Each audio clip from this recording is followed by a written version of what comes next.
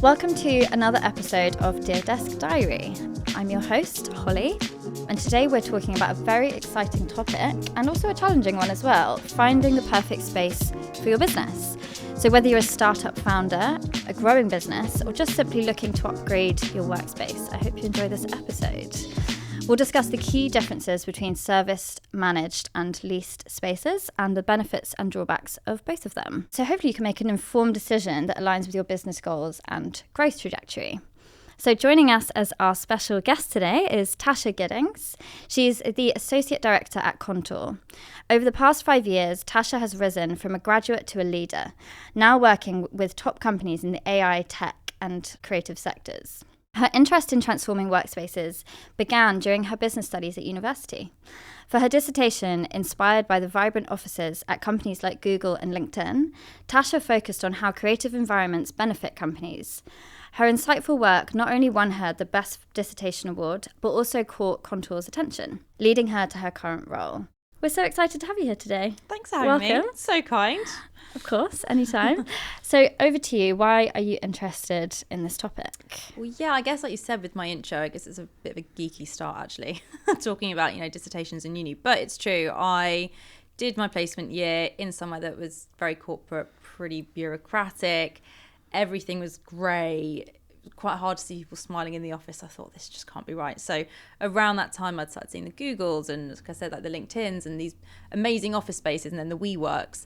And I thought, God, I imagine if every office could be like this, people would be so much happier. Mm-hmm. It's the classic thing of people spend, 80% of their lives at work. 90,000 hours. That's terrifying. Okay, great.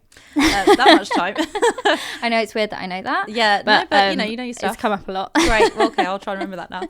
Even more reason, right, to be somewhere that you enjoy. I mean, we've been saying with this podcast studio, right? Like, how nice is this? Just nice environments make you more productive, and I just think there are so many benefits to it. So started doing all the research. I am not an academic person at all, but somehow the dissertation did quite well. But it's more that the results were speaking for themselves, and the fact that even some people that I was interviewing at the old company that I really didn't think would be interested in this at all actually found it so interesting and were like, wow, actually we'd love the office to have some more breakout space, have some music on in the background, have some collaborative areas, have I remember there were some purple sofas and it was like, wow, look at what we've got. And it's like, you can do so much more than that. So that's basically how I got interested in office space. And yeah, I put a LinkedIn post about my dissertation, and Contour reached out, and yeah, kind of went from there really. So I was very lucky actually to find a job in such an organic way. But the fact that I can, work from all these amazing spaces kind of, whenever we like, and obviously we tour them all the time with clients and starting to do more globally as well. It's a really exciting time to be in the industry, which again, sounds really cliche, but it's just so nice putting clients into places where you can just tell they are so much happier. And, I worked with a company recently with World Rugby actually, and they said how, their office attendance had just pretty much quadrupled since we moved them. And it's just a really genuinely rewarding job. And yeah, everyone's inspired and I love it. Yeah, I feel like maybe in the past people big companies could pay a lot of money for a nice design just for the sake of having a nice design. Yeah. But it's only recently, I think, that people have found out that actually if you've got a nice design, it actually increases productivity, which actually 100%. Helps with profit. Yeah. So it's like, it's not just like a nice thing to have, it actually helps the business. Yeah, absolutely. And it's really hard to put data towards that. I think especially, small companies can probably see it. They've got their, 5, 10 people in the office. They're coming in more regularly and they can see it directly. Whereas you're right, with the bigger companies, it's really hard to equate, nice office with office attendance, therefore with better work and output. It's not easy to do. But companies have set the precedent now, and people are more companies are understanding the importance behind that, and so investing. And I think also it's not just about having a pool table and things like that. That's always the one that comes up. It's always whenever we talk about this, it's always like pool table and a nice coffee machine, maybe some beers in the fridge. Yeah, I mean you can do that. That's fine. Yeah, but sure. But it's more around designing a space effectively, which is why the building the brief part is so important. So tell us about Contour. What's been going on recently? We actually, in November, we will be celebrating our 10-year anniversary. So we've been running for about 10 years now. Very exciting. It was originally started by two of our co-founders, JT and Luke. They were at CBRE, both directors. I think collectively there for about 15 years. And speaking to their clients, they were noticing a real shift towards this more kind of like agile approach to working. Yeah. With, the demand rising as well for, the serviced, well, I suppose more service products back then. The managed wasn't as much of a thing, but we'll come into that later. They started to, try more of a flexible team where they were, but it didn't quite take off. So they decided to basically do their own thing, focusing on working with, landlords and large occupiers, and, specifically in the tech and creative sectors as well, because it's seen where that's where most of this demand was. So they built up the team, and they brought in some of the best people that they'd worked with previously in the industry, such as JLL and Instant, brought in Sam Dawson, Gavin Kamara. So we are now a team of about 20. We've kept it lean, actually, with the idea being that we have, I guess, less of an en masse transactional broker approach, and it's more of a personal advisory. So we're here kind of as and when you need us. So I'd say about 80% of our business is repeat and referral because of that, which is really good. And we're a really nice, close-knit team. And again, we've got a good office. And you've had clients you've grown with for years and years and years. Oh, years and years and years. I think Monzo started, I think they had about 20 desks when we started working with them. We've recently moved into about like 15,000. No.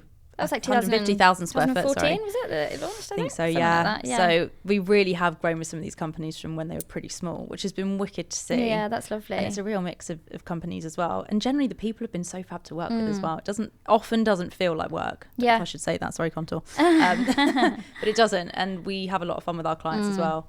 So, yeah, that is... work should not feel like work. Because we spend 90,000 hours doing it. There you go, yeah, exactly. So it's meant to feel like part of your life. Exactly. In a positive way. And the office environment impacts that. Yeah.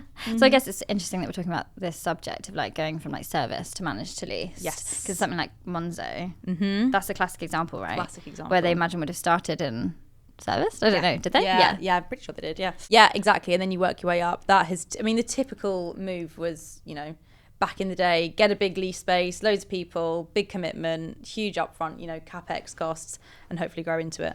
Obviously, then it evolved more and more. You've got the likes of WeWork and, Mindspace, all these companies doing a very similar kind of thing, the serviced office providers, whereby you can go into a space, you can take a desk for a day, you can take a little office for a month, so much more flexibility.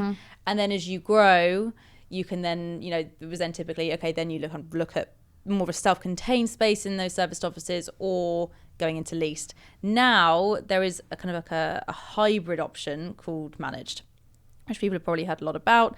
Essentially, very basically, it looks and feels like a lease. It is your own HQ, it's your own four walls, you have all your branding, bespoke design in there, but you have it on flexible terms. So you're not, stuck to it for 3 to 5 years. There's so many options within this space now as well. Pretty much any building or option you see, you can kind of have on with any solution. So it's almost made our jobs more difficult because, back in the day, we'd know that a client would come to us and they'd have a set brief and we'd be like, okay, we know exactly which providers are going to work for them and which route will work. Now, every building has a solution, which actually, obviously from a tenant perspective is very good. And we're learning more and more every day. And that changed with COVID, I imagine. It changed massively with COVID. Yeah. Well, I say that. It did. I think it just sped it up, actually. Yeah, it was going that way anyway. Yeah. I think lots of companies wanted, that cool, flexible solution, but where they're not, tied in and they have to, put up a lot of money to kind of get it all sorted in the first place. So cool. Should we do the questions? Go on then. Okay. I run a mid-sized marketing agency. What are the key benefits of each type of office space? We're considering a move next year and want to weigh our options. Very good question. So serviced is typically where most companies start out. So you've got your co-working spaces, you can, as I said, hire a desk for a day, and then you can move into their actual offices that they've got within the building. Yeah. So typically, you get smaller providers, obviously there's a whole mix out there, but you've got the likes of Fora, you've got WeWork, multi-tenanted, shared communal space, shared facilities. Sometimes you get gyms. Obviously you can choose to have the bells and whistles, or you can go for spaces that don't necessarily have that. It's whatever you think is important. A lot of freelancers. Yeah. And at the beginning, you're wanting to save costs as well, right? You're probably, seed, pre-seed, in the stages of kind of like slowly getting funding going. So there's all those, plenty of solutions for those first stages. Over time, as you grow and you get more people in, and actually it's really key to attract and retain top talent, you're going to want to put more money towards it, I suppose. Service is the best place to start. They have really flexible term lengths. So as I said, it can be anything from month to month, 6, 12 months. Obviously, the longer you sign for, the better price we can lock in. Day passes if you're just... Yeah, absolutely. Yeah, if you want to do that, week passes. Again, it varies per provider on their offering. But typically, there's always going to be a solution now for whatever you need. And again, we can advise on that. I would say, I don't know if, how many people would want to talk in square foot, but I'd average about 30 to 50 square foot per person in the service side of things, with the bigger providers where they've got a lot of communal space, and as I said, the gyms and the cafes and whatever else, it's typically less square foot in the actual office, because that's been allocated kind of to the communal area. Yeah, if that makes sense. But I used to work for a co-working space, and we had a lot of companies actually that would be like a 10-person, and then they'd get a 5-person office, because they were like, well, not everyone's going to be in every day, and then the other 5, if they were there, would just co-work. It worked really well. Yeah, exactly. It was really good. It was cheap for them. Yeah, they just bought them day passes, and then people were at home or whatever. Exactly. It's quite a good solution. And again, we can, it depends on provider, but we can negotiate on access passes. So again, if you are a company of 20, but you have 5 people coming in regularly, get a 5-person office and then use your passes. And then also with the passes, you can then collect the data as well, and then just see who's coming in when, which is really handy actually. Again, before you big commitment and a big deposit that you put down. So serviced is very good for companies that are scaling quickly, or very early stages and they're not quite sure what they want to do yet. Prices are also all inclusive, which is way easier. So all your bills, your business rates, the furniture, typically everything is included. So it's plug and play, as I like to call it. You can turn up on the day, you can agree the deal the day before, you can view it, agree it, be in the next day. Super simple, super easy, just to get your feet on the ground. So that's typically where a lot of companies start out, as I said. Prices are all inclusive, so naturally there is a premium with that.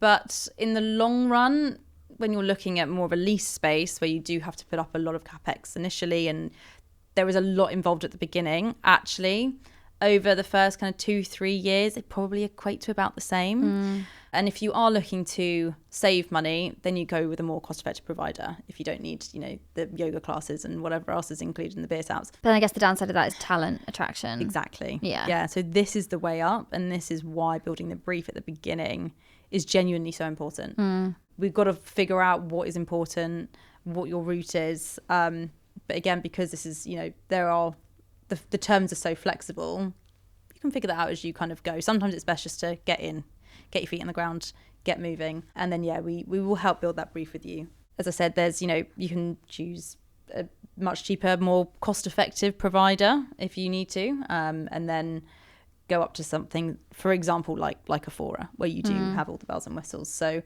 you can, before you go from service to managed, you can grow within service first as well. Start off on a hot desk, something cost effective, then move up.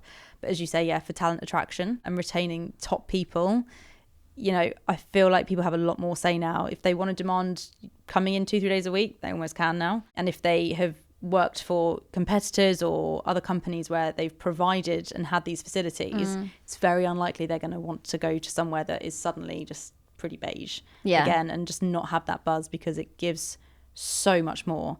For example, like Fridays, whenever we go into these co-working spaces, some people might feel different, but they genuinely seem quite busy. Like, we're in regularly on Fridays by choice, because we need to have that buzz. We need to kind of, especially after working from home for so long. I missed that. Did you? You must have done, like, working from your bedroom. I hate it.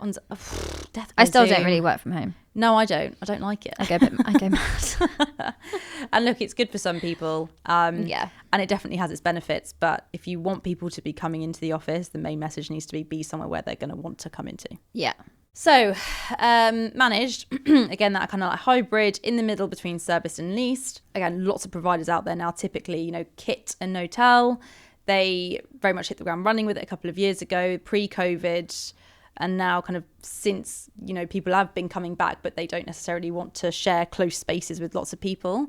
Naturally, managed has kind of evolved, and more companies have got involved in it. And I think also on the managed side is much more about a design piece as well, and being effective and using the space effectively. and designing it properly. Yeah. So it's not just we want X many desks, we want X many meeting rooms, great, shove them in, there we go. It's very much, okay, how are you going to use that? How are people going to flow? Where are the teams sitting? What are you trying to get out of this? You know, can you move this around so it, you know, fits different parts of the week, whatever it is. Term lengths here are typically kind of 1 to 3 years, I'd say. A bit more square foot per person, between kind of 50 and 80. It's a really good option for when you have a clearer idea of your growth plans and you can grow into the space.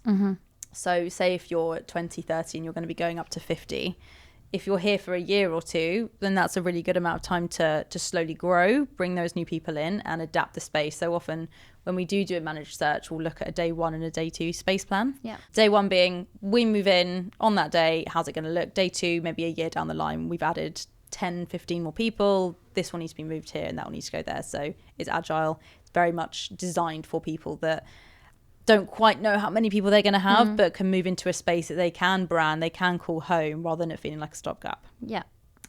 Again, it's all-inclusive pricing. There occasionally are a few more bits, you know, if you wanted a gold wall or something super fancy that, you know, the landlord or the managed provider might not absorb the cost of that. But on the whole, everything is all-inclusive, again, making it so much easier. I mean, I don't know about you, but even just sorting house bills stresses me out. I've got an old water bill on my side table that I still haven't paid yet. Whereas in the previous house that I was in, again, it was all inclusive and it's just done. You don't have to worry about it. Yeah. Whereas just that feeling of bills mounting up is just that They're stressful, aren't they? sinking feeling. Yeah, which it's true. we don't like. No. So here's perhaps a slightly bigger deposit, maybe kind of up to 3-4 months. It can depend on your cash flow position, and you can move in, I'd say, within, depending on what needs to be done to space, between 4 and 8 weeks. So it takes a little bit longer. It's a little more bespoke. But again, it's not the big commitment that a lease is. So on that, moving on to more of the lease space. I mean, so just for, again, a little bit more context. So I work in our tenant advisory team. There are 5 of us in the team. And then we also have a leasing team as well. So they are the lease experts. But more and more these days, as the kind of, I guess, lines merge between the two, we are starting to learn a lot more about lease space now. Any space, as I said earlier, can be taken. You know, if it is a lease, we can then get a managed layer, then put in on top. Hence why you can kind of pick any space you like now. So, there's so many more buildings that we can cover now for clients. But with the lease space, you can either take it as, Cat A, which is shell and core. You walk in, there's pretty much nothing in there. It's pretty much, got that metal flooring down. That's kind of it. There's a lot more that then needs to be added into it. It's got the ceilings, the M&E and the HVAC systems, but that's kind of it. Cat B, sometimes there are, Cat B options out there as well, which is more of a fitted style. So you've got your meeting rooms and your kitchen built in, got your, your Cat A plus as well, which is more plug and play. Here we've probably got about 80 square foot a person. You work direct with the landlords and large occupiers. So for example, the Crown Estate, British Land, they have all got large lease spaces, but then they've also developed their own managed products, so they can add in that managed layer. So again, it's all inclusive. So term lengths on the lease side, about 5 years with a break at 3. It's pretty traditional. Deposits can be anywhere from 4 to even 12 months sometimes, again, depending on your covenant strength. And then there's things to bear in mind, such as, your acquisition costs, your CapEx costs, such as your fit out, your IT and your exit costs. So to sum up, lease is probably more cost effective in the very long run. If you really have established your position, you know exactly where you're going to be at in 5 years time, and you're happy having an HQ, and that is that. But if you're still not sure and you're growing and you're raising funds and everything, I would definitely suggest one of the more flexible routes, the serviced or the managed.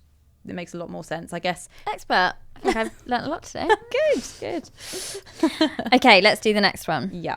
How do the costs of serviced, managed and leased office spaces compare? We have a tight budget and need to be cost effective. So overall, you do pay a premium for the serviced and managed route because, it's all inclusive. So there is naturally a premium with that, but it does give you a lot more flexibility. So I would say there's 4 main things to consider. First one is how willing are you to pay a big deposit? So as I said previously, it's 2 to 3 months on the more serviced managed routes. It can be around 6-8 months on the lease side. So that's a question that you need to bear in mind, and how much money you're happy to be setting aside, basically. 2, how long are you willing to sign for? So, as we said, we can go from day passes if you want, but serviced month to month if you want, managed, between a year or 2, and leases typically 3 to 5 years. So another thing to bear in mind. 3, how quickly do you need the space? So a lease typically takes at least 6 months from start to finish. Whereas, the more flexible routes are much, much quicker. Like tomorrow. Like tomorrow, yeah. Question 4, how much risk are you willing to carry? The more flexible routes, as I've said, there's a lot less commitment. So those are the kind of 4 pointers I would say. Does it make a difference depending on how big you are? Like, is there a point, so like if you're like 30 staff, being in service is actually more expensive, like way more expensive? Do you see what I mean? Yeah, Does it like absolutely. tip over? It can do. I mean, it all depends on, again, and I hate to be that person. Oh, it depends. But it depends on which provider you're with, what kind of, I'd say mainly what your growth plans are. Because I think we found at the co-working space I worked at, people grew out of the space. Yeah. Just because they'd get, like, we had a company that went from like 10 to like 100, and they had literally had like 2 wings in the building, and it was amazing. But they got to a point where they were like, this doesn't work. This is too expensive, because like we actually would. It's cheaper for us to hire a receptionist rather than use your post. Do you see what I mean? Yeah, absolutely. So like it all became and they grew out of it essentially. Yeah, absolutely.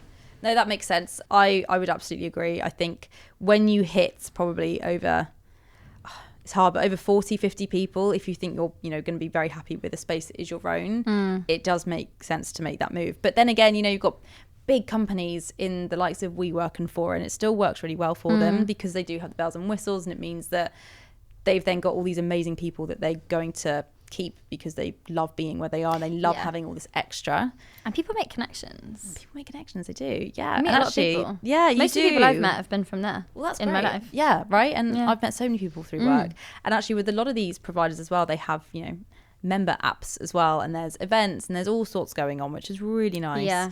So it just depends on, what kind of people you're wanting to hire, what kind of environment you're wanting to have in the office. If it's very much, we've got loads of people now, we're working really hard, kind of heads down, we'll have our own beer fridge kind of thing, but we need to kind of, really focus on these costs, managed absolutely, or looking at a lease. But if you're still wanting that, super buzzy vibe, but there's loads of different, you've got your own office, but there's different areas to go and break out into within a building, service is still a good option. But again, you've got self-contained floors in those buildings as well, so that's almost the best of both worlds. Hence so many options, but it's nice to have choice. For a long-term play, lease is typically the more cost-effective option, but if you compare both routes, like I said, on a shorter term, which is 2-3 years, managed lease equates to a very similar price overall. The managed route, as I said, involves pretty much no capex or dilapidation. That's kind of covered by the landlord or whoever is doing the managed layer. And also costs are fixed. That's quite a big thing to bear in mind. So your utilities, your business rates, you're locking that price in for that time. Whereas on a lease, it is variable. So that's something else to think about. Also, going on the more flexible route means that we also have the option to stagger the rent and kind of backload it in conjunction with hiring. So for example, if you're thinking, okay, I want 50 people within a year or two, but I've only got 20 people now, I don't really want to be paying for space that 30 desks, it's empty. It's the same net rent overall, but just to kind of help with cash flows, we can then agree that less is paid at the beginning, and then so it goes up. But that is just one example of how we can get creative with contracts. So any problem you think you've got, there is going to be a solution for it, and we can figure it out. And you get rent free, don't you? Yes, you do. Did we say that already? No, we didn't. No, but we can. Because that makes a difference. No, it does make a big difference. Exactly, yeah. So that goes towards you'll obviously know a lot about that in fit out as well, but that will then go towards the capex contribution towards doing the fit out. So yeah, big potentially scary deposit, but actually there's a good couple of months. It depends. I'm trying to remember what the average is now, but maybe 5 months rent free on a 3-year term. The leasing guys might tell me I'm wrong on that, but that's definitely something to bear in mind, that you do get that contribution through your rent freeze as well. Less so on the serviced and managed side, obviously, but we negotiate where we can. Okay, cool. Let's do the next one. We don't necessarily want to take on a long lease, but we want to have some control over how our office looks. Is there a solution whereby we can have a managed office but have some say over the design? Absolutely. This is just managed through and through. As soon as we get any requirement like this, like, right, managed is perfect. So this is where we will go out, we will cover every building, and we will find the right building that works, the location, the size, the amenities, end of trip facilities, anything, we'll find the building first, and then we can bring in a managed provider. And with them, we can work on the full consultancy of the design, as I said, how you're going to use the space. And that can be completely yours. I mean, there's one, I think, I remember there was one company we worked with a while ago where I think they'd worked with a textiles firm, and they created their logo out of all these like old bits of textiles. So it's a bit different, it's a bit quirky, but you know, you can have full say over, you know, what you want to create. So that is, you know, the perfect managed brief. Perfect. Yeah. There you go. Love that. Great solution. Yeah, because I feel like that's important. If you're an established brand, I've done episodes before on the importance of like a branded space. Yeah. It's not about like throwing a logo on the wall. It's like actually creating like a vibe. Yeah, 100%. Within your brand. And you can feel it as well when you walk into an office, can't you? You know if someone's just, you know, stuck something up on the wall to be like, look how cool and creative we are. Yeah. Compared to, this is our home and this is where people will come and be with their friends at work, and they'll work hard and will love being here. Yeah, there's definitely something nice about like having a home. Like we have a home. We're in a managed office, but we have, it feels like it's ours, even though we don't have to deal with all the stuff. Yeah, perfect. It's perfect. It's just the perfect meet in the middle Yeah. solution, isn't it? Why don't they do this for housing? This is exactly what I was going to say. Why don't they? And also, there is residential options like I mean, that I bit, think isn't there? slowly but But it's, surely like, there really are. expensive. It's really expensive. And also, again, for us, we are very much, you know, we manage the relationship between our clients and between, you know, landlords and providers. We will take all of the options that there are, combine them into like one really easy link report option list, and send it to the client, and we'll work on that. I've been in the process of buying a house recently, and my God, I wish there was just one person I could contact and they could just do it all. Supply and demand. Supply and demand. The amount of phone calls and voicemails I've been getting, I've just had to block everyone. So it's too stressful. Yeah. But if there was just one person I could have gone through, that would have just been so much easier. But One day. in time, one day. Maybe we should start a residential. Maybe that's what we should That's do. it. Yeah. Sorry, Interesting. Contour and yeah. Yeah, we'll see you later. Okay, let's do the last one. Hello, we're a small team of 10, but we're growing really quickly. Should we start in-serviced, then get a lease later down the line? I mean, London is a really, really diverse market with so many options. So, you know, it's perfectly suited to high growth companies. But again, like we've touched on, service will definitely be the best solution. Again, even in, you know, with service, there are smaller providers such as, you know, Canvas, where it still feels like your own proper four walls. And there's a little bit of communal breakout, but you know, it still very much feels like your own space. It doesn't have to be a very tiny little, you know, glass box office in a huge space. Everything is available. So I would definitely suggest starting in serviced and then growing up from there. But I think what's going to be super important, it's very hard to say, you know, how many people are you going to be in a year or two, and every ask the question, everyone's like, oh, I don't know. But having an idea of that, you know, for us as well, just to really know what kind of route we can then look at. I mean, I worked with a company a couple of years ago. They started as 5 people in a fairly cost-effective space in, you know, service space in Shoreditch. I think 8 months later, they'd gone up to 20, and we moved them into Forever Home. And then within 3 months, we were out looking for 9,000 square foot.